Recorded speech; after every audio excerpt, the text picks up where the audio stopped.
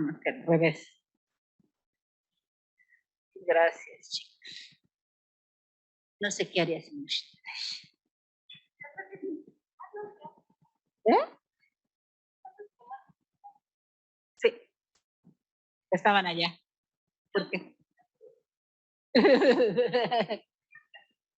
No, son esos. Bueno, ya. Sí, se llaman alientos. Es muy bonito. Ok, perfecto. Perdón. Tú eres el que sabes, entonces. Listo. La clase pasada sí vinieron todos.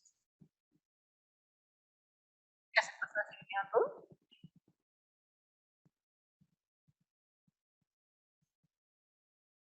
Ahora sí, ahí sí ya me puedes hacer.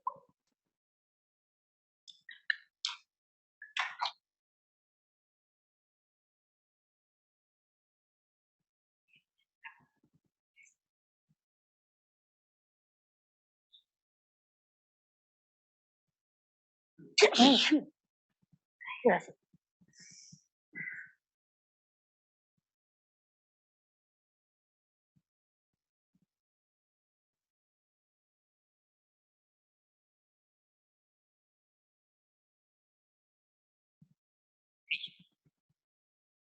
Vamos a empezar la clase, chicos.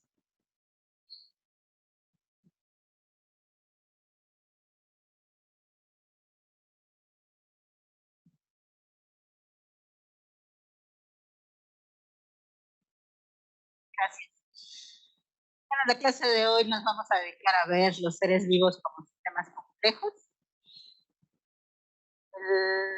Un día como hoy lo que estamos conmemorando es la hoguera de las vanidades, algo que ocurrió en Florencia en la Edad Media, ¿qué fue? ¿Eh?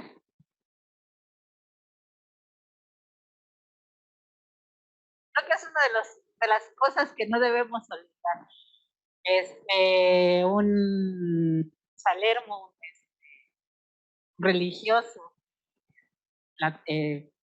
italiano que estaba en contra de todos los progresos y todo lo que estaban haciendo Botticelli, pero primordialmente decide quemar junto con todos sus seguidores todas las obras, todas las pinturas, todas las obras de arte que se estaban haciendo, porque eran en contra de las creencias religiosas que tenía.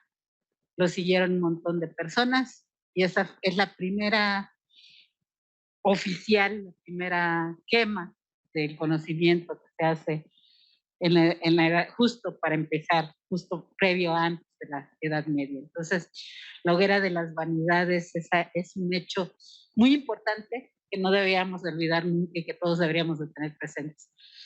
Que hay gente que no tiene conocimientos, que hay gente que está en contra de la ciencia, del desarrollo, del arte, y que puede quemar si nosotros se lo permitimos. Y lo peor de todo es que estos tienen un montón de seguidores. Entonces, no dejemos que ocurra nunca más una hoguera de las vanidades. Y bueno, un día como hoy, en 1536, nació Giordano Bruno. Giordano Bruno es considerado por muchos uno de los primeros científicos que existe. Giordano Bruno lo que decía era que al estudiar todos los datos de Copérnico y todo lo que se veía claramente es que el sistema solar era un sistema heliocéntrico, centrado en el Sol y no en la Tierra, y por eso también él muere el 17 de febrero, por considerar decir que la Tierra no era el centro del universo, sino era el Sol. Lo mata el Papa, lo queman, y este es de los pocos que todavía la Iglesia Católica todavía no dice que sí regresa a su nicho, sigue excomulgado, lo que hace febrero diciendo que en realidad tenía razón, pero bueno, es uno de los religiosos también quemó la Iglesia Católica. Entonces, Giordano Bruno es muy importante porque a partir de datos totalmente yo diría, haciendo ciencia de datos, observa todos los datos que ha acumulado Copérnico, todos los datos que tienen acumulado Galileo, todas las observaciones del pasado, las observaciones también chinas. Entonces dice que lo único que es compatible con un modelo, con los datos observacionales experimentales que hay, es un modelo en el cual la Tierra gira alrededor del Sol y no viceversa. Entonces, ¿qué vimos la clase pasada?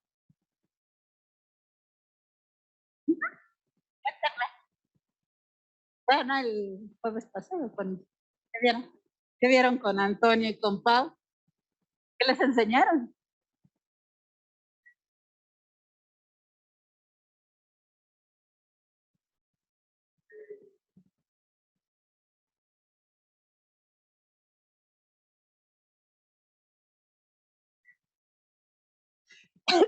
Ok.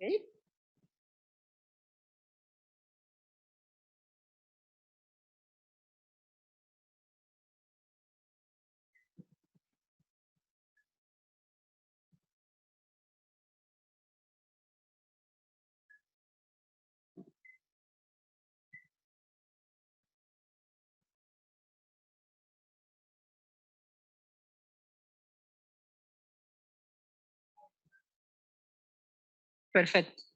La idea es que vieran que hay muchos lenguajes en los cuales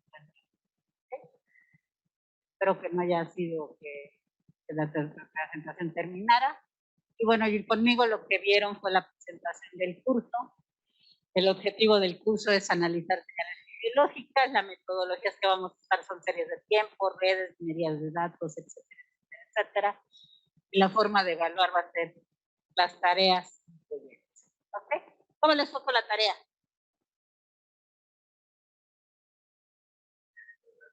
La del artículo que tenían que leer. Ok. Entonces, ¿quién leyó el de Alcocer? Adelante, cuéntanos a todos.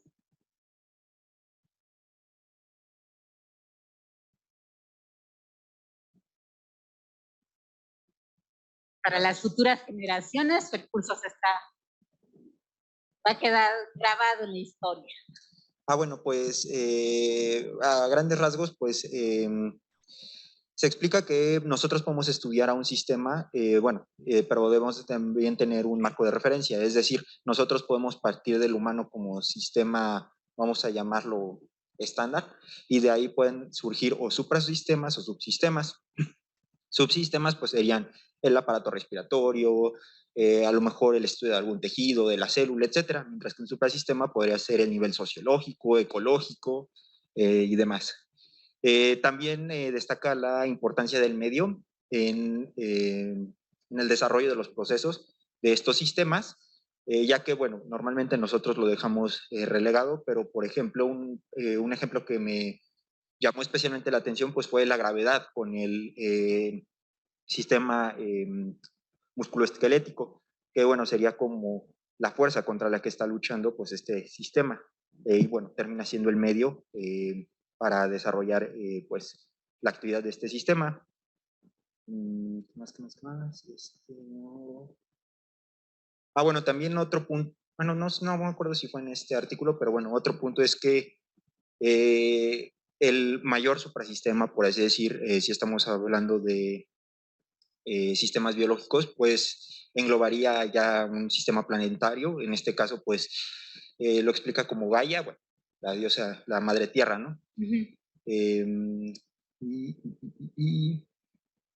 a ver, ¿qué más?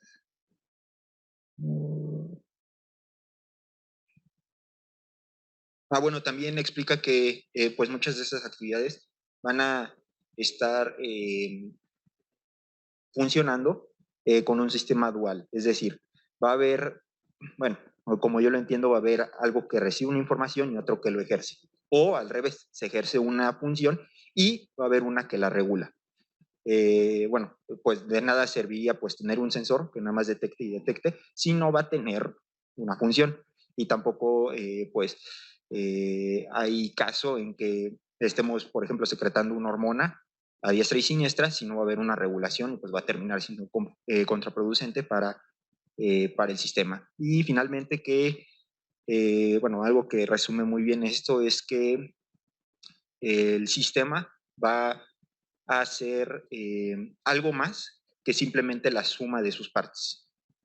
Bueno, con todas las interacciones que todos los sistemas tienen y pues que dependen todos entre todos para pues funcionar de la forma idónea. Muchas gracias. Gael. Gael, perdón. Muchas gracias, Gael.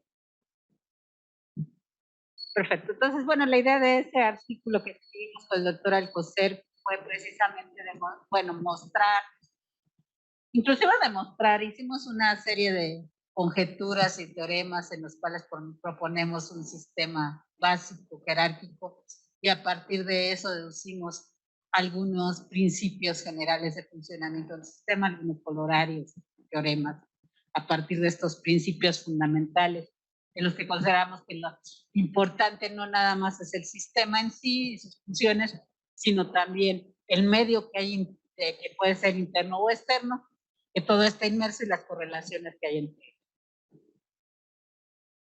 ellos. El segundo ejemplo, el segundo artículo, el de Toledo.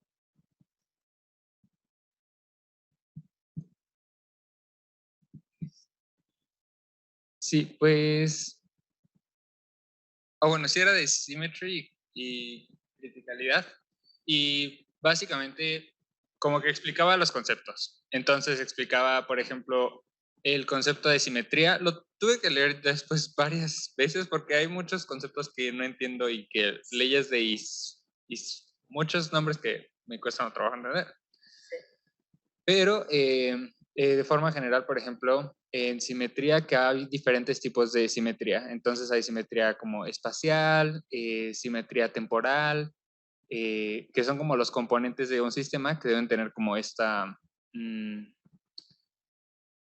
pues, o sea, como características de un sistema, más bien, son sus características propias de los componentes de un sistema.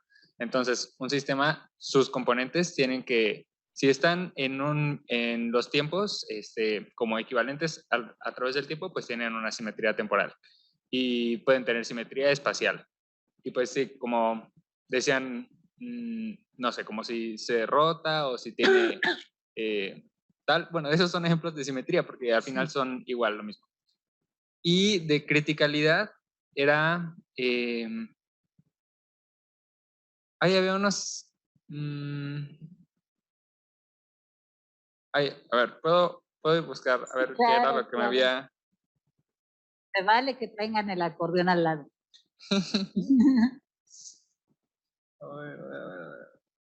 Ok, ya. Justo, que un sistema podía ser como parte de la criticalidad, era ver como, bueno, no sé si estoy confundiendo el concepto, pero lo de la varianza, que las cosas tienden a ser completamente organizadas o completamente aleatorias. Entonces que un sistema como que tenía que mantener el punto medio entre esos dos. Y la otra cosa que decía era como la adaptabilidad, que hay sistemas que son completamente robustos, que no cambian, y hay sistemas que se adaptan completamente. Y ponía el ejemplo de los pájaros, por ejemplo, cuando van en manada y entonces, si fueran completamente robustos, ese sistema, que es un conjunto de partes, pues no cambiaría nada y pues no. Pero si fueran completamente adaptables o más bien, o sea, no tendrían organización. Entonces deben de tener como justo esa como fluctuación entre los dos para poder esquivar a los depredadores, pero a la vez seguir unidos. Bueno, fueron varias cosas. Y luego lo aplicaban como a los humanos y entonces hablaban de de algunos,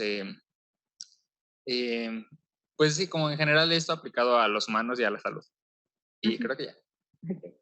Bueno, entonces la idea de ese paper era mostrar un poquito cómo se puede ir y considerar a los sistemas vivos. Los sistemas pueden ser muy deterministas, muy regulares, como acaba de decir Fernando, perdón, en el cual lo que tenemos es, por ejemplo, un reloj suizo en el cual va a estar sonando cada segundo. Entonces vamos a tener un relojito en el va a estar sonando cada segundo, y entonces cada hora va a salir el cucú y va a ser exactamente a la hora que va a salir el cucú. Entonces, podemos tener estos sistemas que son totalmente regulares, deterministas, en los que sabemos qué va a pasar en cada instante y que podemos nosotros predecir exactamente que a las 5 de la tarde va a sonar el cucú. Y tenemos otros sistemas en los cuales lo que ocurre es algo que es totalmente azaroso, que puede ocurrir al azar totalmente. Por ejemplo, si tenemos una barra de plutonio radioactivo que está decayendo. Entonces puede ser que en este momento suelte una partícula radioactiva, puede ser que dentro de 100 años lo vuelva a hacer, pero esto va a ser algo que sea totalmente al azar, algo que no va a estar predecible. Nosotros podemos decir qué tan probable esto vaya a ocurrir, pero no sabemos exactamente en qué instante y con qué frecuencia va a ocurrir. Por ejemplo, un temblor. Nosotros sabemos que va a haber un temblor de magnitud mayor a 7 en el planeta a lo largo de un año, pero no sabemos en qué lugar va a ser ni la hora exacta en que va a ocurrir. Sabemos nada más que hay una probabilidad alta de que ocurra. Entonces, hay fenómenos que están totalmente ligados al desorden y hay fenómenos totalmente regulares. Bueno, la vida vive justo en la mitad de estos. O sea, no es ni un proceso determinista ni un proceso aleatorio. Está en la justa medianía, en lo que los físicos llaman calidad, a esa región de balance entre estas dos dinámicas. Y ahí es donde nosotros, como seres vivos, vivimos en un sistema que es complejo, que se halla justo en la medianía entre estos dos extremos. Es lo que decía ese segundo artículo. Y el tercero, si gustas platicarnos, ¿tú lo viste? Ok, bueno, este de aquí lo que dice pues es que también que las señales fisiológicas, por ejemplo, si yo lo que mido es los sistemas, un sistema vivo, puedo encontrar señales que puedo medir y que puedo analizar por series de tiempo, que van a estar ni en un extremo ni en el otro, sino van a estar en la justa medianía, que es su salud. Que cuando nosotros enfermamos nos desviamos a volvernos o demasiado aleatorios o demasiado deterministas. Ninguno de los dos extremos es bueno.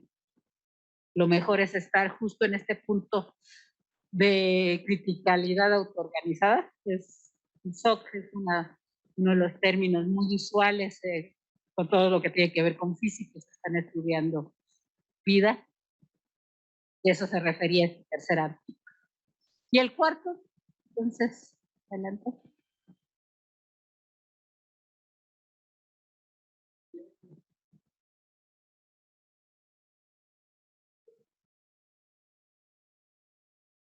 El mismo que leyó Fer. Ok, sí, el que nos acaba de poner. Ok, bueno, entonces para la próxima ya te tocará. Entonces, el último era mostrarles que también si yo analizo, por ejemplo, la variabilidad del ritmo cardíaco, lo que vamos a encontrar es con esta aproximación de que la salud se encuentra justo en la medianía entre los dos, vamos a encontrar que va a haber diferencias entre hombres y mujeres que van a depender de la edad de ellos. Entonces, que la variabilidad del ritmo cardíaco es un factor que depende nada más de tu estado de salud, también de si eres mujer, si eres hombre, si eres joven o si eres viejo, si eres gordo, si eres flaco, entonces hay muchísimos factores que lo ayudan. Entonces vamos a empezar la clase de hoy viendo qué es un sistema complejo. Esta es la frase del día, es una frase de uno de mis libros favoritos, es el de Godel Escherbai, An Eternal Golden Ray. Es un libro muy, muy bonito. Y la frase lo que dice es que el reduccionismo es la forma más natural de pensar las cosas. Siempre pensamos que cualquier problema lo podemos partir en todas las partes que lo componen, y al estudiar cada una de estas partes que lo componen, entonces vamos a poder entender perfectamente el sistema. Entonces esa es una forma muy natural de pensar. Esa es la forma natural en que se ha desarrollado la ciencia y en la que casi todos los humanos pensamos. Y luego este es un link a una página de complejidad que es de las que más me gusta. explorador de complejidad, si quieren aprender más cosas de complejidad, este es el lugar que les recomiendo. Y bueno, Stephen Hawking fue el primero que hizo una frase porque pensaba que el siglo XXI sería el siglo de la complejidad. La puso fuerte. Entonces, vamos a empezar la clase de hoy. Esto es normalmente me gusta luego presentarles algunos cuadros, porque como complejista pienso que debemos, entre más cosas sepamos, mejor podemos hacer las cosas. Esta es una pintura de un mural que hay en el Instituto Nacional de Cartología, que hizo Diego Rivera. Muy bonito este mural, va desde el pasado, de las quemas que hubo por toda la ciencia, hasta los científicos, arqueólogos modernos que hacen hasta traslaciones. Muy interesante, se las recomiendo que los que no la hayan visto, que la vayan a ver. Y bueno, nuestra idea de hoy es ver cómo estudiamos el cuerpo humano. Entonces, ¿cómo estudiamos el cuerpo humano? Pues podemos estudiar el cuerpo humano con dos enfoques diferentes. Uno es un enfoque reduccionista. Entonces, ¿qué es lo que hago en este enfoque reduccionista? Parto el sistema en todas las partes que lo componen. Entonces, existe el reduccionismo. Y entonces digo que, bueno, un cuerpo humano femenino está compuesto pues del cuerpo en sí, de su sistema óseo, de sus músculos, de su sistema vascular, de todas las arterias que lo componen, de todos los sistemas que están involucrados, el gástrico, el vascular, el cardíaco, bla, bla, bla, bla. Y entonces lo que hago es finalmente ver el cuerpo humano como compuesto de muchas partecitas, que cada una de estas partecitas no esté interconectada con ninguna otra. Es mucho ver el cuerpo humano como un coche en el cual tenemos un montón de partes y todas esas partes las ensamblamos para que cumplan una función específica. Se descompone una parte de mi coche, se descompone una bujía, voy y compro una bujía idéntica con el mismo número de serie y todo, y entonces esa bujía la pongo en mi coche y mi coche vuelve a caminar perfectamente. Entonces, en el enfoque reduccionista, yo agarro al patito y digo, bueno, el patito se le dañó su corazoncito, pues le cambio el corazoncito y le pongo el corazoncito de otro patito, de la misma edad y del mismo peso, y entonces el patito va a funcionar perfectamente. Ustedes como médicos saben que eso no va a pasar directamente. Entonces, este enfoque reduccionista es muy exitoso.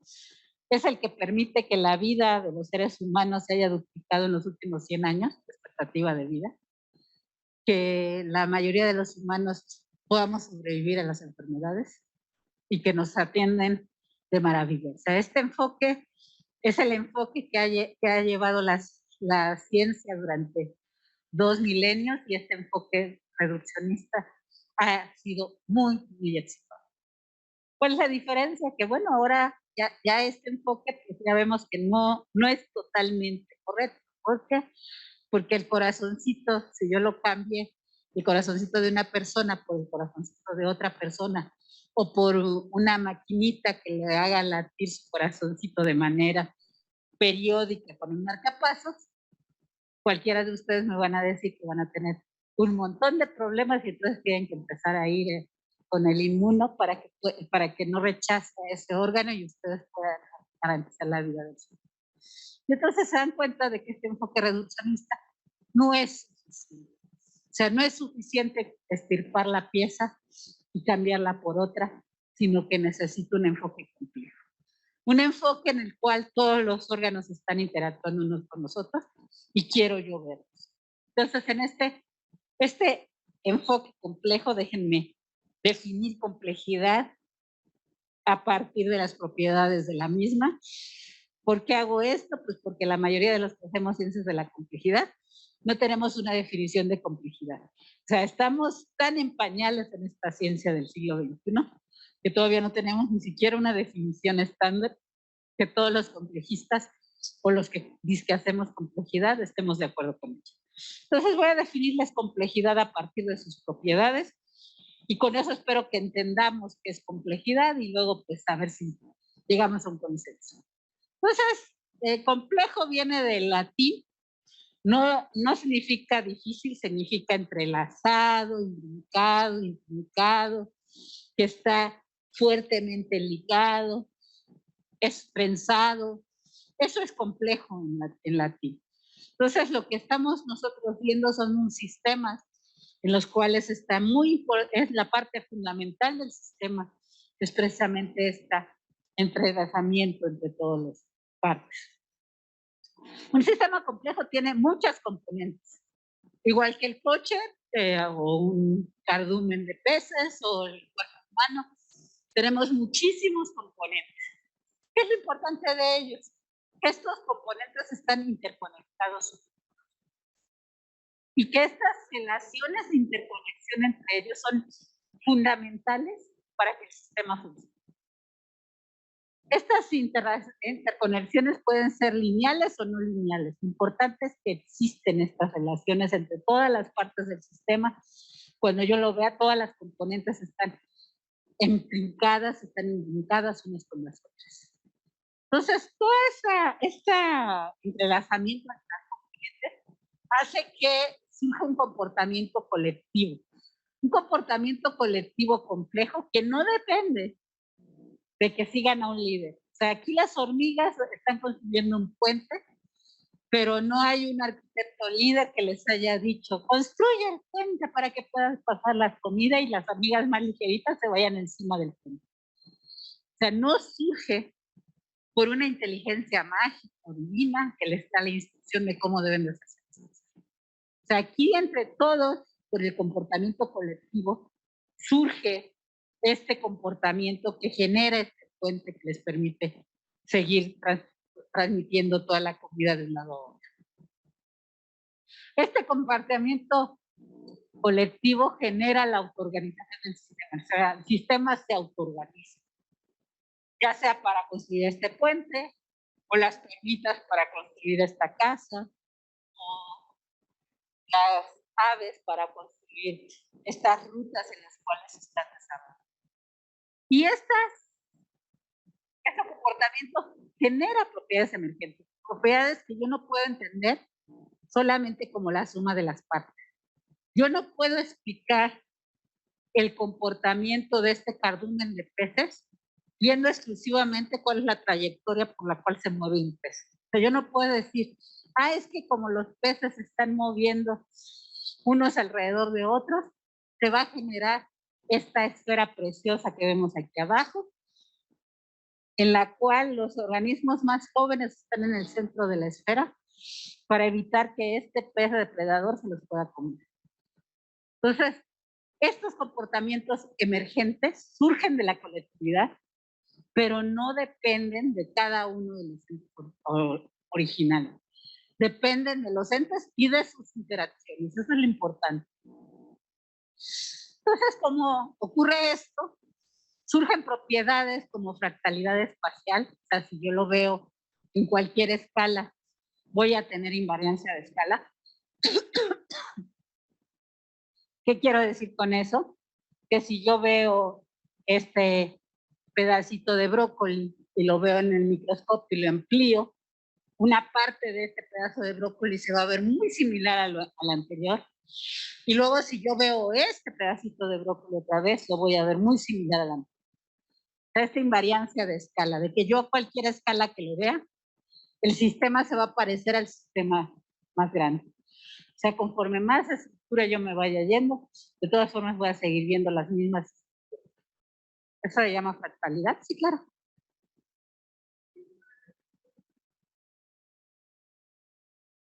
Se ve más clara la fractalidad desde el punto de vista temporal, más espacial. Ahorita llegamos a eso, ¿sí?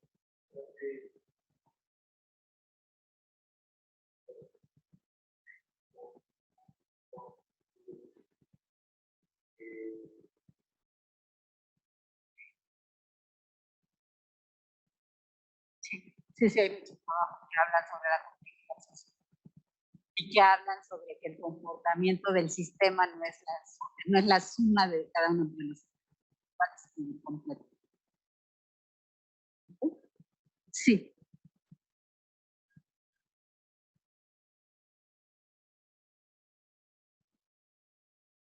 Como matemática te digo que no, y como complejista te diría que son conceptos muy similares, que miden rigurosamente, matemáticamente son diferentes.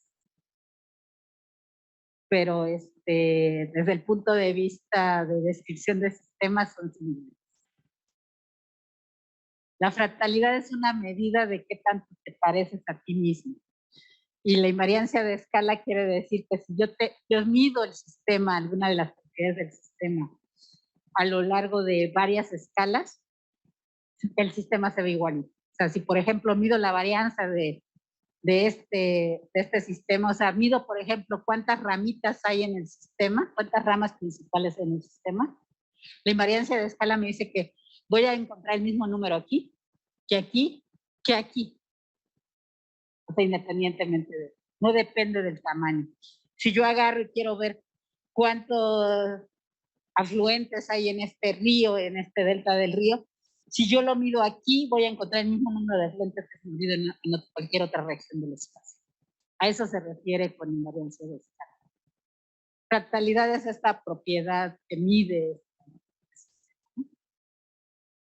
Y bueno, también puedo tener no nada más la fractalidad en el espacio, sino en el tiempo. Aquí lo que les estoy mostrando es el ritmo cardíaco, es un corazoncito que está latiendo. Entonces estamos viendo la señal del ritmo cardíaco, estamos viendo el pulso entre latidos cardíacos, la señal RR del corazón.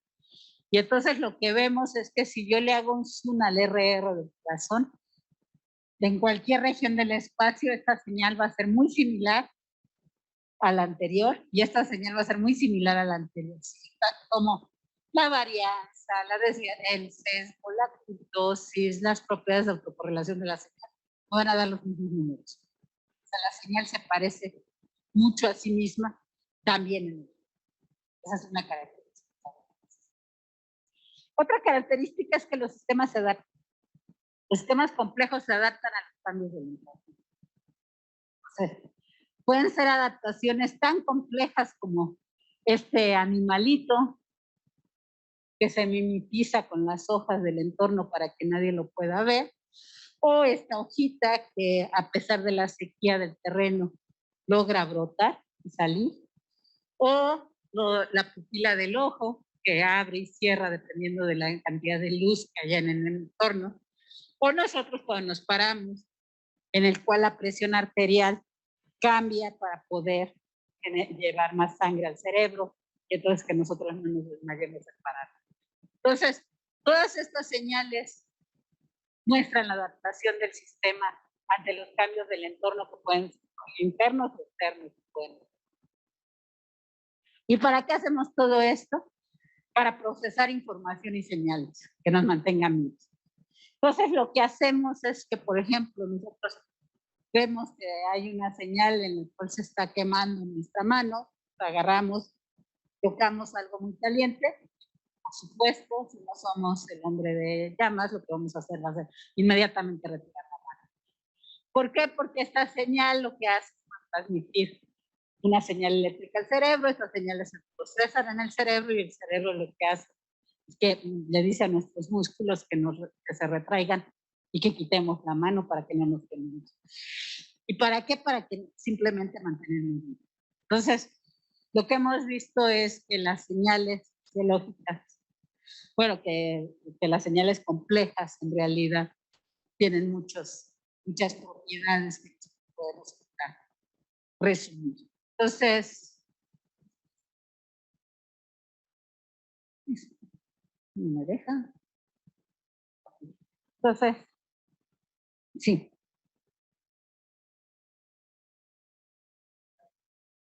No, una ciudad es un sistema complejo. El mar sí. No, porque no se usan propiedades energéticas. Un coche, por ejemplo, tiene muchísimas componentes. Pero yo si quito una y la reemplazo por otra que es exactamente igual, el sistema funciona igual. Y yo puedo entender el funcionamiento del coche si entiendo cómo funciona cada una de las partes del coche y simplemente sumo el funcionamiento de todas las partes del coche. No hay propiedades que surjan de la nada o que yo no pueda entender a partir de las propiedades naturales del sistema. O sea, la forma en que yo necesito para poder entender un sistema complejo es que el resultado no dependa de nada más de las propiedades del sistema, sino de las interacciones. Eso es lo que diferencia fundamentalmente entre algo que es complejo y algo que no es complejo. No. ¿Ok? Entonces, vimos funcionismo, vimos las propiedades de complejidad. ¿Quién me las va dictando?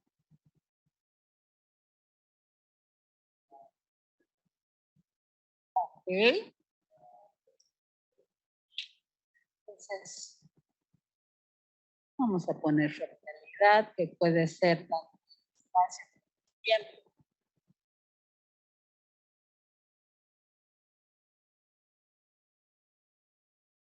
Okay. El sistema se automatiza. Ajá. ¿Qué más? Se adapta.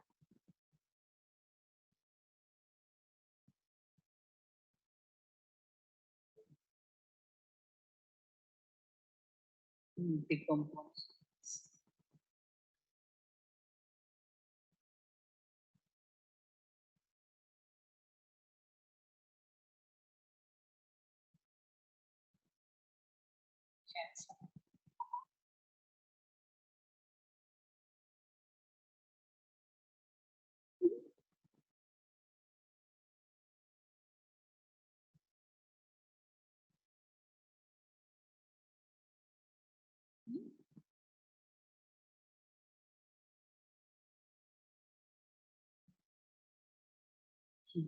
¿Qué más?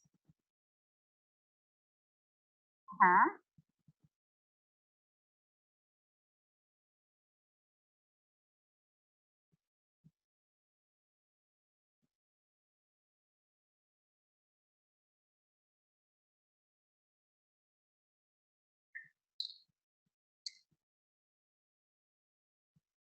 Más que eso, más que realidad.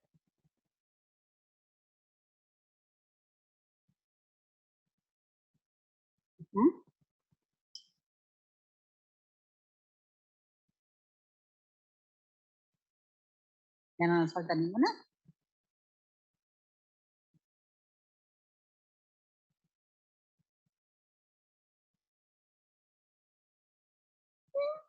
Sí, es importante.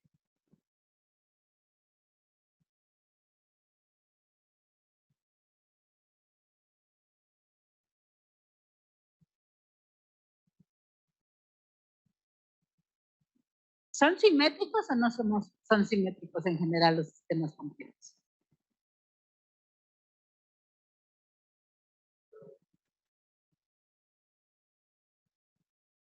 No, son espirales. Mano derecha es centro de mano izquierda.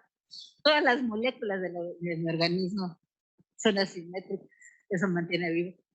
Me veo bonita porque no sé, mi cara no es exactamente igual un lado que el otro. Estoy un poquito deforme. Tengo un piecito más grande que el otro y eso me permite caminar muy bien. Entonces, me permite caminar no como robotito. Entonces, estas pequeñas diferencias tan importantes. Entonces, el sistema tiene quiralidad. Ajá. No importa el orden. Digamos el ADN, por supuesto. Entonces, en todos los órdenes, ¿no? Y bueno, pues tenemos, por supuesto, estas jerarquías o estos órdenes, como hemos platicado, que podemos ir del sistema a los subsistemas o a subsistemas, y siempre yo puedo definirlos, pararme en alguno y decir, bueno, este es mi sistema complejo y todas estas son sus partes, pero me puedo ir a escalas más bajas, a escalas más altas. ¿Ok? Bueno, ¿son todos?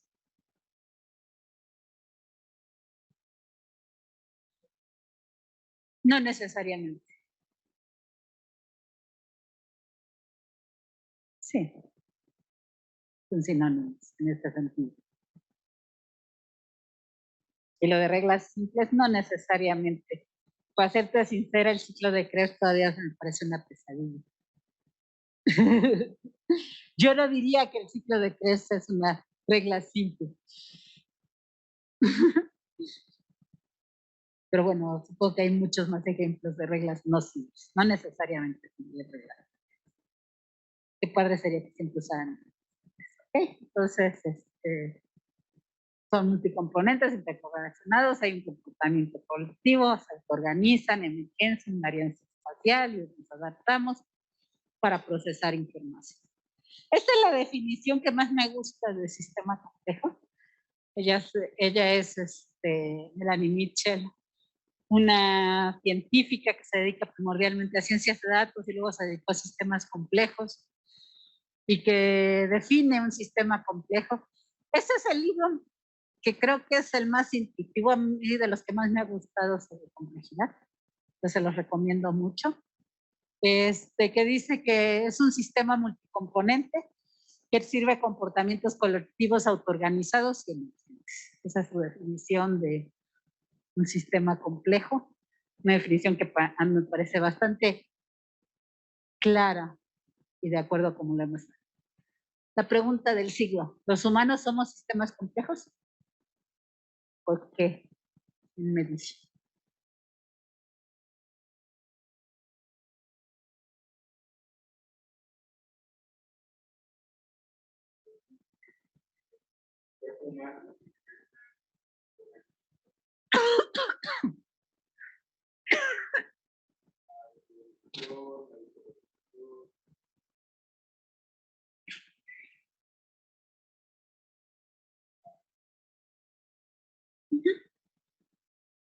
Efectivamente, estamos conformados por muchas componentes, o sea, a la escala que ustedes quieran ver, tenemos un chorro de componentes que están entrelazadas unas con las otras, o sea, no tenemos componentes que no tengan liga entre sí, todos los sistemas están. Hay muchas correlaciones no lineales en el sistema, además de correlaciones lineales presentes en el sistema, y hay estructuras jerárquicas autoorganizadas que nos permiten llevar a ciertas funciones específicas. Y vamos desde todas las jerarquías que pueden ocurrir, desde las moléculas fundamentales como la citosina, que es una molécula estructural del sistema, que conforman el ADN. El ADN va a permitir la memoria genética del individuo. Esta, por supuesto, cumple con todas las propiedades que ya habíamos dicho del sistema complejo. Y bueno, todo este ADN se van a juntar para generar las células moleculares, pues que se conocen como cardiomiocitos.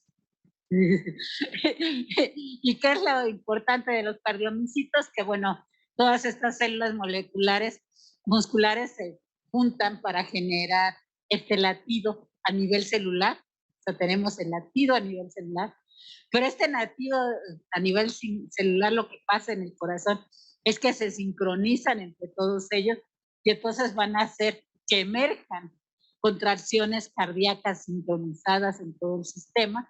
En el tejido muscular cardíaco, que está conformado por estos cardiomiocitos, van a interactuar entre ellos, se van a sincronizar y esta sincronización va a hacer que nosotros tengamos nuestros latidos cardíacos y entonces va a emerger la propiedad de bombear la sangre que va a pasar por este órgano.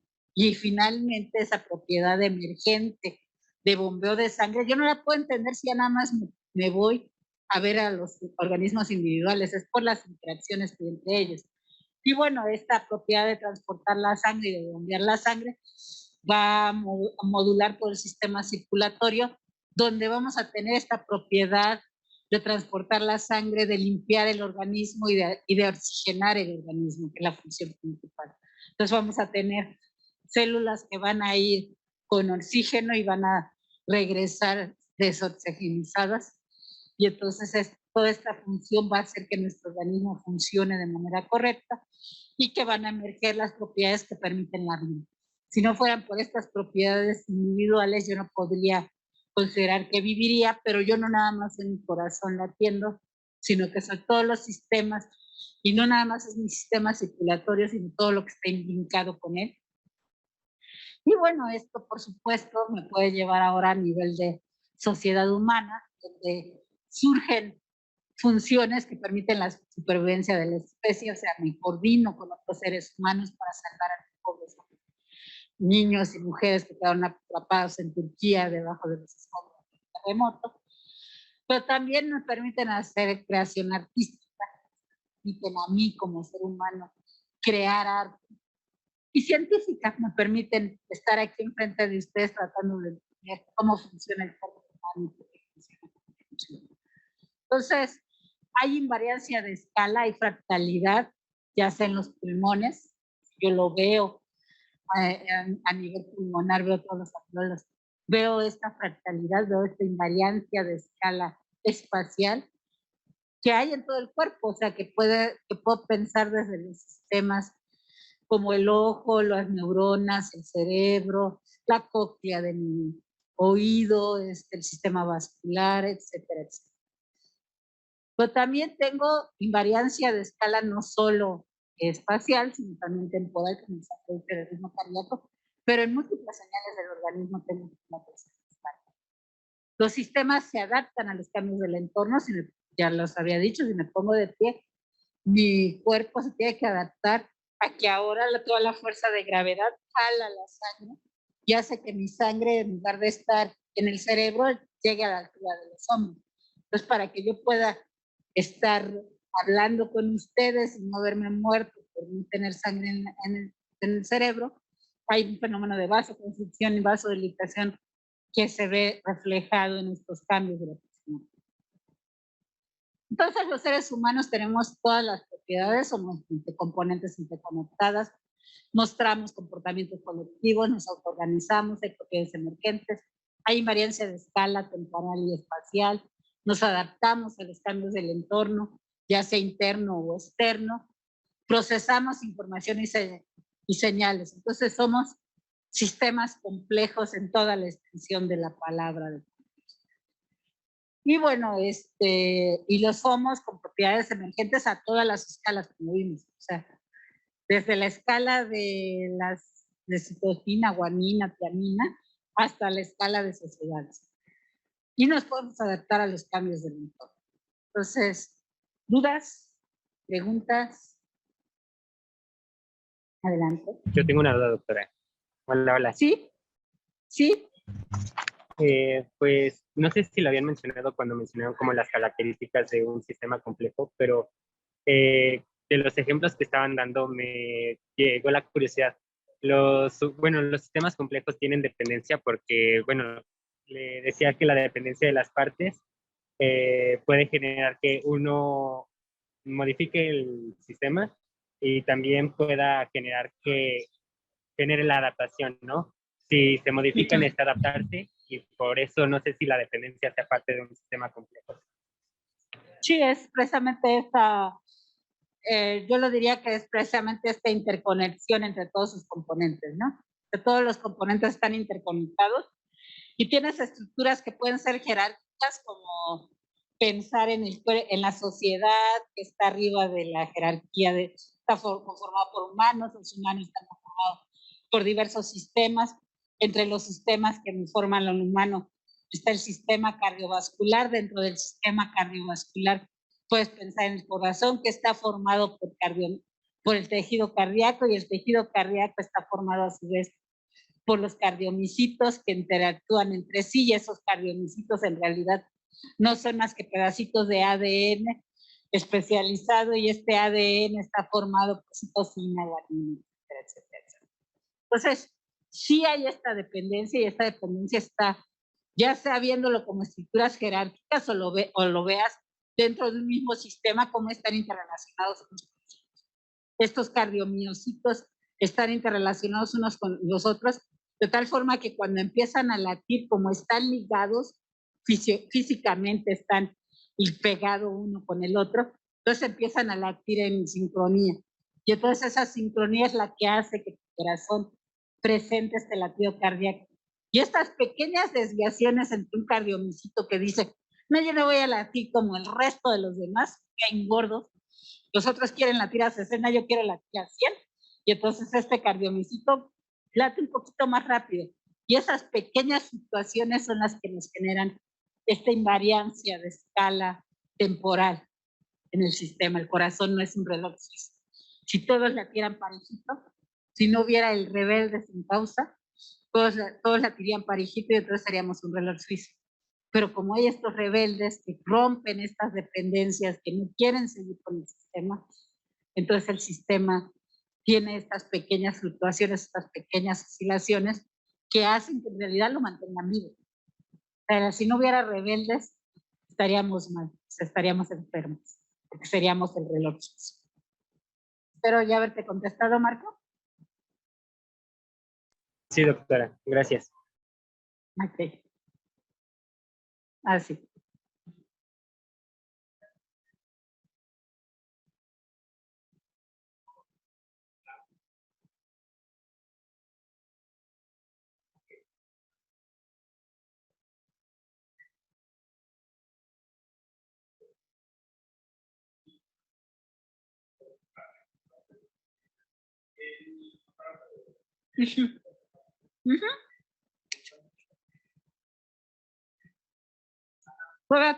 Toda tu vida, toda la facultad de medicina se ha dedicado al reduccionismo.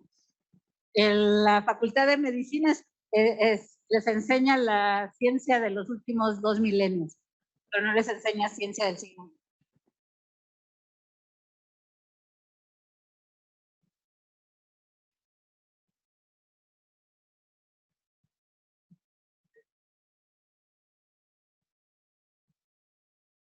Claro.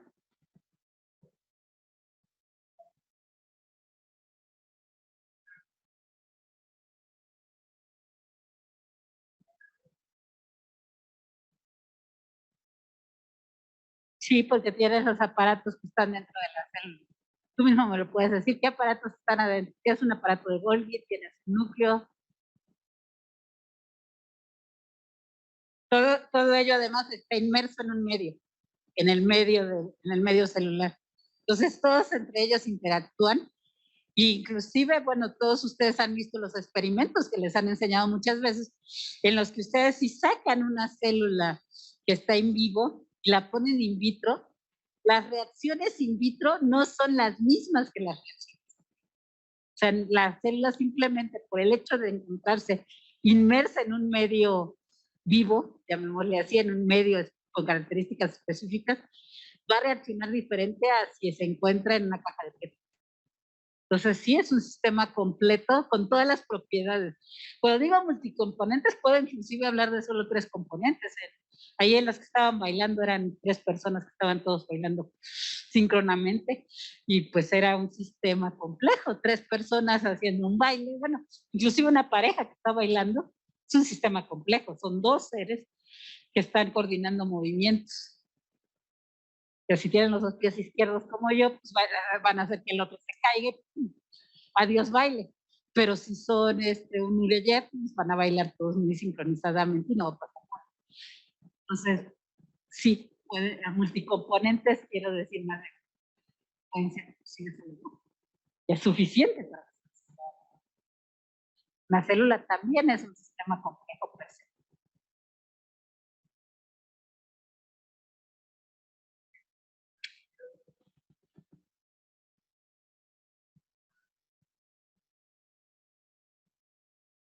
Me voy a meter en Honduras, porque es filosófica. Si yo pienso en las inteligencias artificiales como ChatGPT, que es el que está de moda ahorita, y que puede generar textos, algunos de ellos más inteligentes que muchos de los que leo en Facebook, y en Twitter, por desgracia, lo que veo es que sí podríamos explicar eso como una conciencia en cierto sentido, ¿no? Entonces, en cierto sentido, podrías decir que ya están siendo conciencias a partir de propiedades complejas que pueden describirse a través de estas propiedades emergentes, ¿no? Como las partes. Pero todavía es factible distinguir esas conciencias del resto de las conciencias humanas normales. Por supuesto, hay seres inferiores que no llegan a esa conciencia. Tenemos algunos por ahí, ejemplos. Se me ocurren varios. Pero del humano normal, por supuesto que todavía podemos distinguirla, ¿no? Todavía podemos encontrar, podemos hacer pruebas de Turing, podemos distinguir la conciencia de una máquina de la conciencia de un humano, haciéndole la simple pregunta de la prueba de Turing. Por supuesto, hay humanos que no pasan la prueba de Turing. Entonces, la respuesta es, yo creo que sí se va a poder, pero todavía estamos un poquito lejos de eso. También pensemos que, por ejemplo, esta ciencia reduccionista tan exitosa que ustedes estudian en la Facultad de Medicina, tiene 2 milenios. Y no estoy exagerando. No, inclusive puedo ser más estricta, porque puedo decir que viene desde los griegos, desde los egipcios, pues 3.000, 4.000 años fácilmente tienen. Y apenas las ciencias de la complejidad, pues, sería mentira. Estamos en pañales. Ni siquiera tenemos. Hoy estamos muy en pañales, estamos al principio. Lo bonito es que nos estamos parando sobre las bases del reduccionismo que se ha estudiado. Eso es lo que nos hace que tengamos un piecito por arriba, ¿no? Bueno, por arriba. Un piecito basado en ellos. Es paralelo. Ni siquiera me atrevería yo a decir que la complejidad es. Simplemente son dos enfoques diferentes para resolver un mismo problema. Un enfoque puede ser muy útil, dependiendo de cuál es tu pregunta de investigación, respecto al otro. Yo sí quiero entender cómo funciona el cuerpo humano de manera general. Puedo hacer teoremas generales para tratar de explicarlo, pero si yo lo que quiero es agarrar y poder curar a alguien que tiene COVID, necesito entender perfectamente la enfermedad, cómo funciona. Y entonces esa es una pregunta que puedo responder con reducción. Pero si yo quiero entender el sistema como sistema, entonces tengo que usar el enfoque de ciencias de la comunicación. O sea, son dos enfoques diferentes. No son contradictorios. El enfoque de reduccionista es muy el enfoque de los ingenieros que hacen que yo pueda llegar de mi casa aquí porque han construido carreteras que no se caen y que además han mantenido mi edificio ahí, manteniéndose vivo a pesar de los terremotos, cosa que no ocurrió en Turquía. Hay que reconocer a mis ingenieros en ella. Pero ese enfoque no me permite entender, no me permite contestar por qué me muevo de un lado al otro. Es otra pregunta diferente. O sea, simplemente son dos enfoques distintos, corresponden a dos preguntas diferentes. Una es un poco más filosófica, entre comillas, pensando en filosofía como la filosofía natural, ¿no? Que todos los que tenemos doctorado son PhD, filosofía natural. Y el otro es un enfoque. Eso es todo.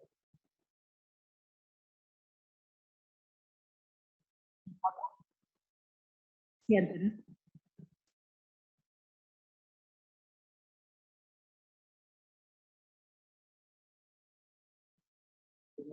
Tal vez comentar algo que sí ocurre en medicina es que uno puede rastrear en el desarrollo histórico de la medicina muy bien la contribución del reduccionismo. Podemos pensar en años 1800, la teoría celular, la teoría bacteriana de la enfermedad, donde uno puede ver que es evidentemente la línea de pensamiento reduccionista. Tú tienes un único agente patógeno que es responsable de una única enfermedad y tú das un único tratamiento alias antibiótico, que va a resolverte este problema. Y si uno va a los postulados de Koch, por ejemplo, es la huella digital de reduccionismo. Si uno ve cómo es que se abordó anemia de células falciformes, tienes una única proteína codificada por un único gen que te produce un único defecto y reduces con una única intervención y lo resuelves muy bien. Y podemos rastrear el impacto muy claramente. En cambio, siglo XXI, avanzamos unas cuantas décadas y nos comenzamos a enfrentar con problemas donde no somos tan exitosos como lo éramos en el papel antes. Ejemplo, sobrepeso, diabetes, enfermedades metabólicas, Parkinson, Alzheimer, donde a pesar de que hay tratamientos efectivos, no es el mismo nivel de éxito y se puede ver. Por ejemplo, yo daba un antibiótico y si mi bacteria es sensible, yo curo la infección bacteriana sin ningún problema. En cambio, llegamos ahora a COVID, infección viral, yo puedo tratar de disminuir la replicación viral y ya no es un problema donde seamos tan exitosos. Yo puedo dar mi medicamento antihipertensivo y ciertamente voy a tener un impacto muy importante en la salud del paciente, en su expectativa de vida, pero no voy a cambiar enteramente su pronóstico, no voy a cambiar la dirección en la que se está dirigiendo este paciente y eventualmente algo no va a ser tan exitoso como si éramos con aquellos problemas que son muy sencillos de rastrear con un abordaje reduccionista. Yo creo que esa es la gran promesa del área de la complejidad, que vale la pena que veamos, bueno, ¿por qué había problemas que yo resolvía de manera asombrosamente eficaz y qué distingue a los problemas que ya no soy tan exitoso, a pesar de que ciertamente tengo un impacto positivo bastante significativo?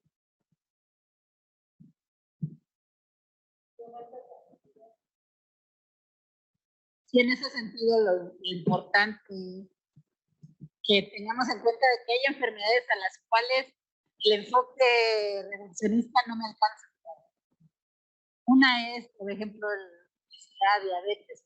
O sea, depende de tantos factores que yo no puedo simplemente dándome metformina curar al paciente. O sea, le tengo que decir, cambia tu estilo de vida, haz ejercicio, toma estos medicamentos. Pero de todas formas, aunque tome esos medicamentos, puede ser que me dé una embolia vascular cerebral, que me dé un evento cardiovascular, que me dé un pie diabético. Entonces, tiene tantas complicaciones y esta enfermedad está en todo el sistema, en todos los sistemas que conforman el cuerpo humano, que no la puedo atender con una enfermedad. La vejez. O sea, si ustedes mandan al pobre viejito nada más con un especialista cardíaco, le va a dar un montón de medicinas. Lo mandan con el nefrólogo, le va a dar otras medicinas, luego va con el que le atiende de la diabetes, le da otras medicinas. Y entonces sale de todos los médicos que tienen que atender a la calle y después tienen síndrome de farmacia. Y entonces se nos está muriendo el pobre viejito, cuando todas las medicinas que le dieron, todas sirven para curar específicamente cada uno de los males que tiene el hombre. Pero si yo no lo enfrento con un problema complejo, lo que voy a hacer es que voy a matar a mi pobre paciente de polifarmacia. Lo voy a matar con medicamentos que lo van a curar. Es lo peor de todo. Entonces es importante también pensar que este enfoque nos va a permitir atacar enfermedades que son de este estilo, que per se son complejos. ¿Más comentarios, preguntas? Entonces, pues, ¿qué vimos hoy? Hoy nos dedicamos a ver que hay dos enfoques para atacar los problemas médicos. Un enfoque, bueno, la realidad es que tenemos un sistema al que nosotros queremos como médicos curar, sea como sea, lo que queremos es que el paciente sobreviva y que sobreviva bien, que tenga calidad de vida. Y entonces el enfoque tradicional de la medicina nos dice, se basa en el reduccionismo, nos dice, bueno, tienes un problema cardíaco, neurológico, psicólogo, endocrinólogo, etcétera, etcétera, ve con ese especialista y ese especialista va a solventar el problema. Hay problemas y hay enfermedades para las cuales este enfoque es totalmente adecuado, pero hay otros en los cuales en realidad todo está implicado con todo. Por ejemplo, cuando tratamos COVID, nos damos cuenta de que los pobres pacientes de COVID, después de un tiempo de tener la enfermedad, tienen problemas de que de repente tienen ausencias mentales, tienen problemas de respiración, tienen problemas de glucosa, entonces tienen problemas de todos lados. Entonces el sistema es un sistema complejo en el cual todo está intrincado uno con el otro. Y entonces lo que hay que hacer es tratar de atacar con cualquiera de estos dos métodos. El curso se basa en este enfoque complejo y en tratar de atacar los problemas como un todo. Es ver el bosque sin tratar de entender las ramitas. O sea, yo quiero ver el bosque, quiero entender el bosque, de cómo funciona correctamente, cómo veo un bosque sano, cómo lo veo con todos los tonos de verde habidos y por haber. Nuevamente invariancia de escala, ustedes van a ver todos los colores, todas las tonalidades de verde en un bosque que está muy sano. En cambio van a ver un bosque quemado, en lo que lo van a ver con unos cuantos colores, con unos cuantos tonos de verde. Entonces, este enfoque de complejidad de ver el bosque desde arriba y tratar de resolver el problema desde arriba. No nos interesan las ramitas, porque las ramitas sí nos van a servir para poder nosotros luego aterrizar con el médico práctico, con el clínico y decirle, mira, entonces ahorita, por ejemplo, un buen biomarcador es ApoB, mide ApoB para tus pacientes que tienen diabetes. Pero para hacer ese aterrizaje, primero vi desde afuera, vi el bosque completo y dije, mira, ese es el que está dañado. Y entonces ahora sí ya me voy a aterrizar con este enfoque reduccionista. Parte de lo que vamos a hacer en el curso. Entonces, lo que vimos era que era un sistema complejo, y lo que es un sistema complejo es un sistema en el cual tenemos muchas componentes entrelazadas entre ellas, en el cual estas propiedades de entrelazamiento generan un comportamiento colectivo que no se puede explicar solamente como la suma de las partes, y genera propiedades emergentes y propiedades que yo no puedo estudiar simplemente como tal, como entes individuales. Tenemos propiedades de adaptación y finalmente lo que le importa al sistema complejo, sin con eso decir que hay una conciencia que decide y que dice qué es lo importante, sino como sistema, es adaptarse a los cambios del entorno, procesar información para mantenerse. Eso es lo que le importa al sistema. Estos tres son, les recomiendo, son 3 videos sobre complejidad en distintos niveles, están muy bonitos. El primero es sobre Leonardo da Vinci, que es que yo diría que es el primer complejólogo del universo. El otro es un video sobre la mano, la manita, les muestra qué tan compleja es la mano. Y el último es uno que me gusta mucho porque es desde otro punto de vista que no es nuestra cajita de que estamos en esta medicina, sino que habla sobre cosmos y les presenta la complejidad de nosotros. Entonces, les recomiendo los que están ahí. La próxima clase vamos a ver el otro pie fundamental sobre el cual nosotros trabajamos, que es el concepto de homeostasis. Entonces nos vamos a centrar en el concepto de homeostasis y vamos a plantear un modelito de control homeostático. Vamos a revisar cómo esta homeostasis hace que en realidad sea este balance entre adaptarnos a los cambios del entorno, pero a la vez mantenerlos lo suficientemente robustos para que nuestros parámetros no sean cualquier número loco. Y estos son 3 artículos para evitar que no nos quedemos sin poder verlos. 1, 2, 3, ¿les parece? Y así cada quien revisa uno.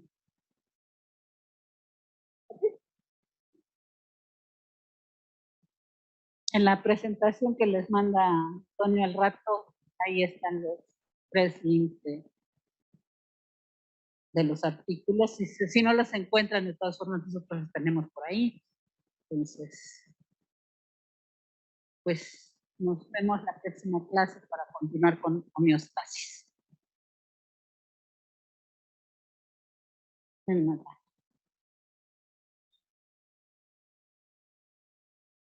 Gracias, doctora.